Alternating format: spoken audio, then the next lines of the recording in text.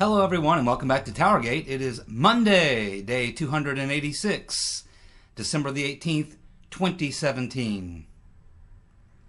Thank you so much for tuning in. Well, let's go ahead and get started with the lighter stuff this Monday. And of course Monday is our Dumbass of the Week. Let's go ahead and get that out of the way because we have some serious news coming. Well, this week's Dumbass of the Week we have to award to an entire family. It's an entire family of dumbasses. This would be the Harrot family. That's Harrot family. And they live in Arizona. The home of Jeff the Flake and Mr. Magoo, the senator, who's on his way off the planet as we speak. Hope he lives till tomorrow. We need to ask him some questions. We'll get to that in a moment. Let's get back to the dumbasses of the week, the Harrot family. The Harrot family has now decided that every member of their family now identifies as transgender.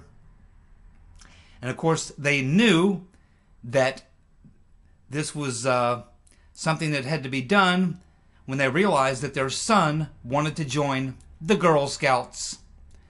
It was a sign from God. The boy wants to join the Girl Scouts. We must all go transgender. Now, how does that work? You have a husband and a wife, 2 kids, and they both had kids from previous marriages.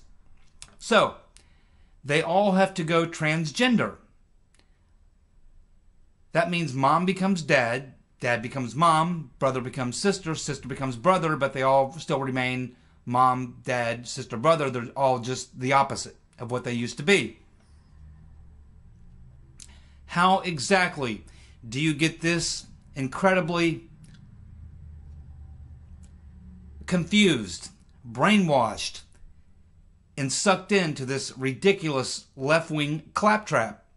It's really sad. You know, it's one thing for adults to go over the edge like this, but, you know, they're dragging these kids into this now.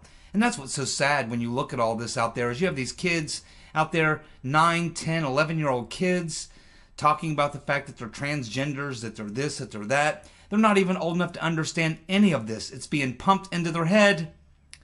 It's being pumped into their head. And where is it being pumped into their head from? Likely school. That's right, because who makes all the textbooks for the schools? These will be companies that are CIA front companies.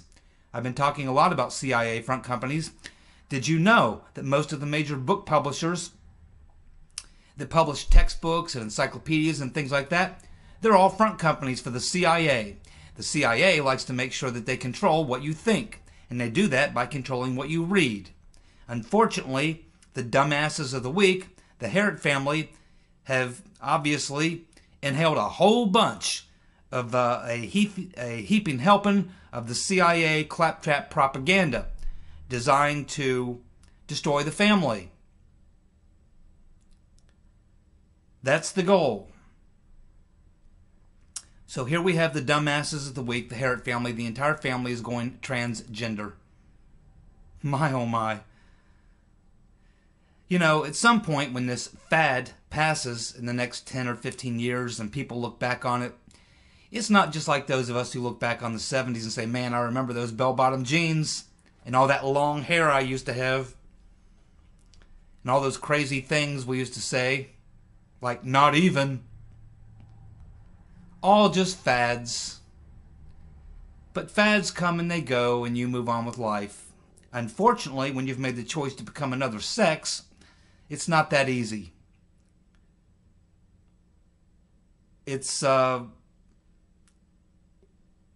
depending on how long it goes, I mean, it dictates in a great deal of important things in your life as you're going through this period in your life, especially if you're a kid. You're a 10, 11-year-old kid, and you spend the next 15 years being doped up on this garbage, and then finally one day you're in your 25 or 30 or 35, and you realize exactly what it was that you did, and it's too late to go back and change that past. And an entire big chunk of your life is gone, and it was gone and it was wasted on some claptrap like this. Just unbelievable. So the dumbasses of the week are the Herrick family. They've all gone transgender. Something in the water down there in Arizona. I don't know what. But anyway, let's move on to more important issues. Natalia Veselnitskaya and Nellie Ohr. What do they have in common? Well, they both worked at Fusion GPS during 2016 and the summer and fall of 2016. Veselnitskaya, of course, was working along with Fusion GPS on behalf of the Russian government for the Magnitsky Act. And we have Nellie working there, CIA, working there to work on the Trump-Russia stuff. That means, and keep in mind, Fusion GPS is a very small company, which I believe is a free CIA front company, a company with a dual purpose, which is what most of these front companies for the CIA are, because we already know about the ties to the intelligence community that both the owners of Fusion GPS have, both Glenn Simpson and his partner, deeply connected to the intelligence community, and we know that Molly, or Nellie, whatever her name is, herself was CIA. There's only about 10 people that work there at Fusion GPS. That's not very many people. So it's certainly no accident that Nellie got that job there at Fusion GPS. Only about 10 people work there in a place as large as Washington, D.C., with all those other people that do about the same thing. But somehow she got the gig. She obviously had a foot in the door. That's because she's connected to intelligence, and so is Glenn Simpson and his partner. That is how she found her way into Fusion GPS. So if both Veselnitskaya and Nellie Ohr are working there at Fusion GPS during the summer and fall of 2016 during the election, it's hard to believe that they wouldn't have crossed paths, isn't it? I asked the question a few videos ago, who was paying Veselnitskaya? So look at some other things. Veselnitskaya was, of course, part of that meeting at Trump Tower. She was the focal point of the meeting at Trump Tower, which we know was a setup. That the only reason that setup meeting at Trump Tower happened was just to make sure that it happened. The point of the meeting that Trump Jr. was told was to get dirt on Hillary. But then the meeting happens and he finds out there is no dirt on Hillary, and that's not why Veselnitskaya is there. She's there to talk about the Magnitsky Act. Nothing comes of the meeting. It was a blown meeting. The entire point of the meeting was a lie. But it didn't matter because the only point of the meeting was to actually have the meeting, so that you could use that to either get surveillance or just to say that Trump met with a Russian lawyer and a couple other Russians and they're connected to the Russian government and blah, blah, blah, blah, blah, the whole 9 yards. We know how that works. So did Veselnitskaya, was she duped, or did she know what she was doing? Was she part of the plot to have this meeting? And if so, was she paid? Did they bring her in? Maybe she was there working with Fusion GPS on the Magnitsky Act, and Nellie and Glenn Simpson got together and said, hey, we could use her. Yeah, she could come in handy on this little plot. Maybe it was cooked up by Andy McCabe. Maybe it was cooked up by Ben Strokinus. Maybe it was cooked up by the group of them.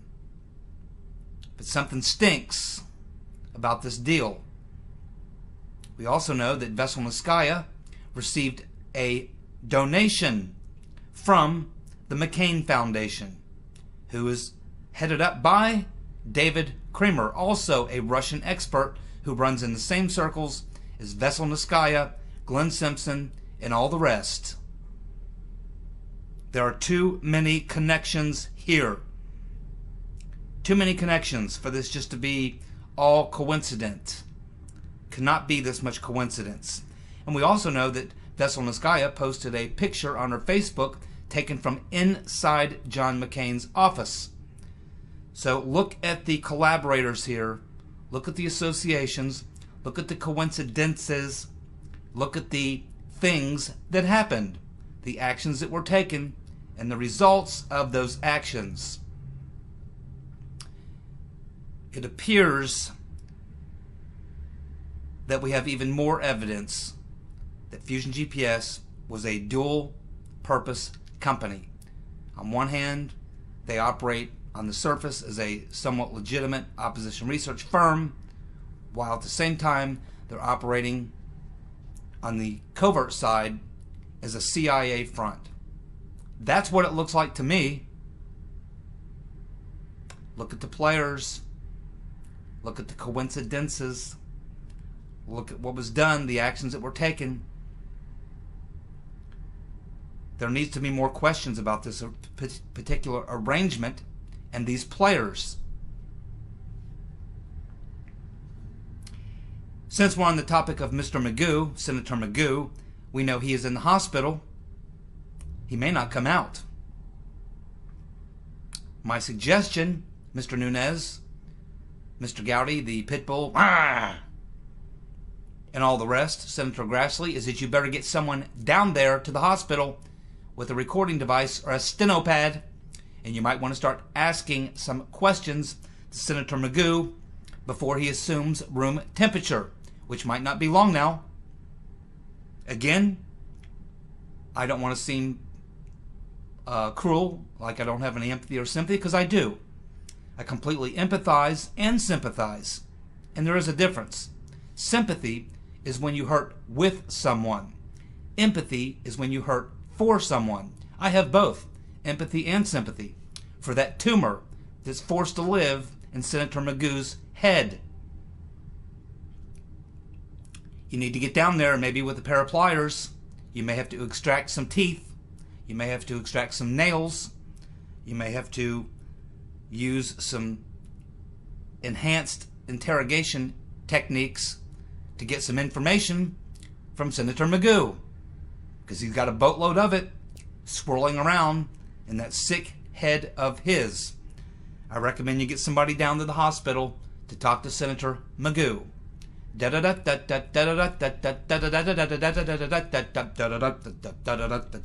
That's right, the theme music for Senator Magoo. I didn't forget. You thought I would, didn't you? Okay.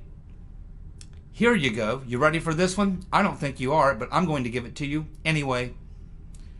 On May the 23rd of 2016, Nellie Ohr obtained her license to become a ham radio technician. This allows a ham radio operator to communicate at frequencies above 30 megahertz, which you and I can't do. Only people with a licensed technician operator's license from the FCC can operate a ham radio at above 30 megahertz. Normal citizens are left to use CB radios and other forms of shortwave. Why did Nellie Ohr need a ham radio to communicate? Who was she communicating with? Where was the ham radio located? Because a ham radio on a clear night, you can get about 50 to 60 miles for sending and receiving transmissions. On a cloudy day, you might only get 35 miles. But on average, about 50 miles is the range of a ham radio, and she's operating at above 30 megahertz, which is something you and I can't do. You can only do that if you have an actual license from the FCC. Now, some people say, yeah, she just went on down, took the test, and got her license. Wrong. As most of you know, I was in communications in the Army. I know a lot about communications. Also, when I was a kid, my father and one of his good friends owned the local CB store back in the 70s when CBs were all the rage.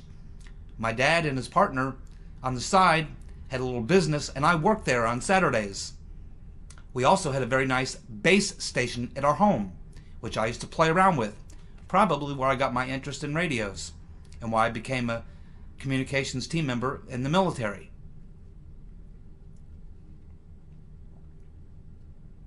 Now, it is not easy to pass the ham radio technician test. I know 2 people who took it. Both failed. One failed and never went back to take it again, and the other failed and then realized he actually did need to pay $150 for that study manual, because it's very technical, the questions that you have to answer on the test dealing with communication electronics. Now, if you have a communication electronics degree, you would probably pass the test, but if not, you will fail the test. If I were going to go try to get licensed, I would have to actually go buy the study book.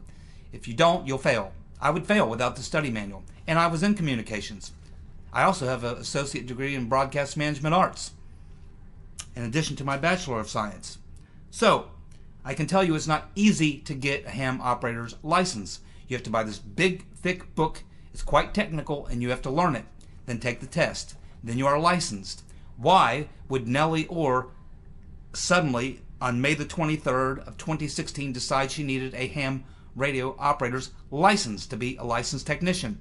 It's because she would want to communicate with someone outside the normal ways, someone who she could communicate with without these transmissions being picked up. Now, if she was CIA, then she probably also had access to various modules that will allow you to encrypt your communications. These types of radios typically use chips. You put in the chips and they determine the frequency that you're going to be operating on. Obviously, the persons who are communicating, sending and receiving each other's transmissions need to have the same chip in to be communicating at the same frequency of somewhere above 30 megahertz, where you and I can't play. No. But Nellie was playing there with someone. Who do you think Nellie was communicating with at above 30 megahertz?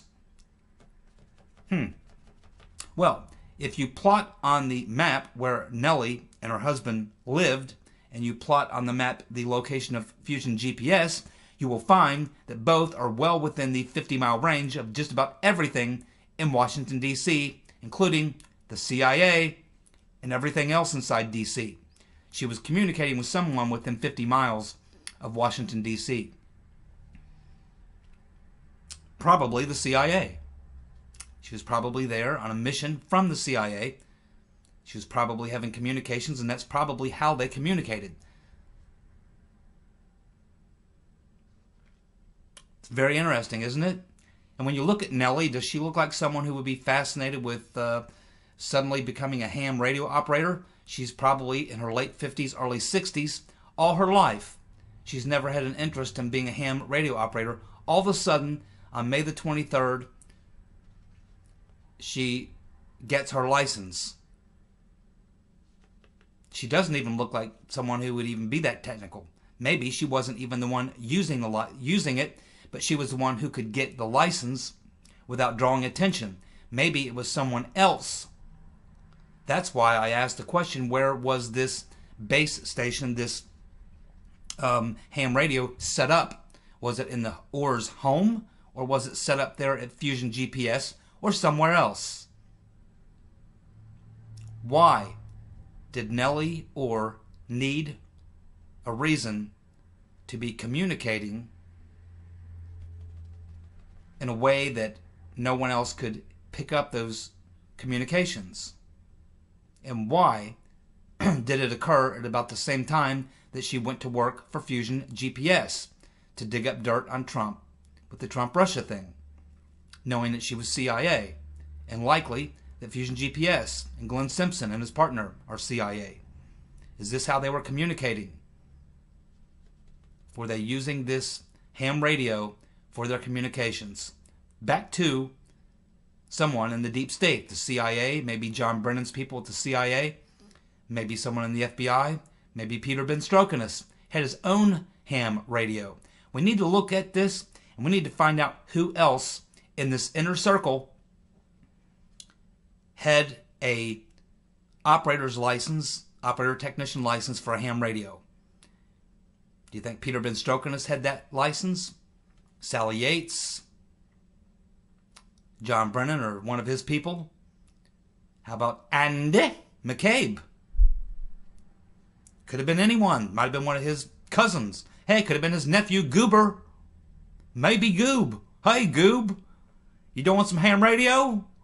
Hey, if not Goob, maybe his cousin Gomer. Golly! Maybe Goober and Gomer were having some fun over at Andy's place with the little ham radio. Maybe they were trying to talk to their old buddy, Sergeant Carter. He's dead now. Been dead for a long time. Sutton, I think his name was. I think Pyle's dead too, isn't he? Who knows? God only knows. But obviously, the situation requires some more investigation. And what you want to find out is who else had a ham radio technician license within 50 miles of D.C. that was connected to this cabal of operators. Someone needs to look into that. Lisa Bloom. Thank you very much, Lisa Bloom. Based on your... Of course, we know Lisa Bloom represented Weinstein before she realized that was not good for her career, and she dumped Weinstein. But before that, she was representing Weinstein. Now, of course, she's been caught paying these bimbos lots of money to make accusations against Trump. And that's very good. We appreciate that, because now what Lisa Bloomstein has done, as Lisa Bloomstein has now made it very, very difficult for anyone else who may come forward and try to make these accusations, because now, as far as anyone's concerned, they're probably being paid. So you can thank liberals, you can thank Lisa Bloomstein for blowing up your plan to take down Trump with bimbo eruptions. They're not going to fly now, because Lisa Bloomstein peed in the punch bowl. Foiled again. Thank you very much, Lisa Bloomstein. So are the rumors that Paul Ryan is retiring true? Well, they may be. He does have 3 teenage kids approaching their teenage years. He does want to be around for them, because apparently his father died young and blah, blah, blah, blah, blah. So he's thinking he does want to be around his kids. It sure ain't no fun being in Washington with Trump. Ain't no fun in D.C. anymore, because you got an honest man as president. All the games used to be played can no longer be played. It's just no fun anymore. That's why everybody's leaving. Paul Ryan's thinking about leaving now, but it may have something also to do with the fact that his association with the dossier. It appears that Paul Ryan was one of the people early on that were involved with Paul Singer, the Republican who owns the Free Beacon, who first contacted Fusion GPS to put together the anti-Trump dossier, or to put together the anti-Trump opposition research. We now know that Paul Ryan was one of the major players involved in that cabal to launch the investigations of Trump through GPS, Fusion. He was right there along with his friends, and was a right-hand man in this particular thing with Paul Singer, the man who was ultimately the man who put up the money. It's also becoming known that Paul Ryan was aware of the Awans breaching the server. He was also aware of the money, the $16,000 or whatever it was, that was looted by the Awans. And he never said anything, because apparently he didn't want to help Trump. So he set on that information, set on that investigation, and as Speaker of the House, it was his job to do something about that, but he set on it. And now this is coming out, that Paul Ryan may be mixed up in this Awan scandal, covering for the Rotten Reverend Clinton, Debbie Blabbermouth Wasserman Schultz, the DNC, and all the other fools who got suckered into this deal. And now it appears he may have been suckered right along with them. Hillary was supposed to win. That's the problem. Townhall.com is now reporting, Timothy Meads, reporting that Mueller, Uncle Bob, may have illegally obtained Trump transition emails. Trump's lawyers realized this because of the questions Mueller's team had been asking people around Trump. There were 12 email accounts that were turned over to Mueller. The question is, was it legal? Mueller's team is saying it was. Trump's lawyers are saying it wasn't. I guess they'll sort this one out. But it's just another chink in the armor of Mueller. Uncle Bob. And we just learned that 62% of people think the Mueller investigation is conflicted and they believe he has conflicts of interest. 62%. Now we're told that only 35% or so of people like Trump. If only 35% of people in the country like Trump, then how does 62% seem to be supporting him here? That would suggest that in general we have 40% of the country that likes Trump, 40% that hates Trump, and there's 20% in the middle. This would give us all 40% of those who like Trump or love Trump, plus the 20% in the middle, plus another 2% of people that hate him. That's what this would indicate, if 62% is the correct number.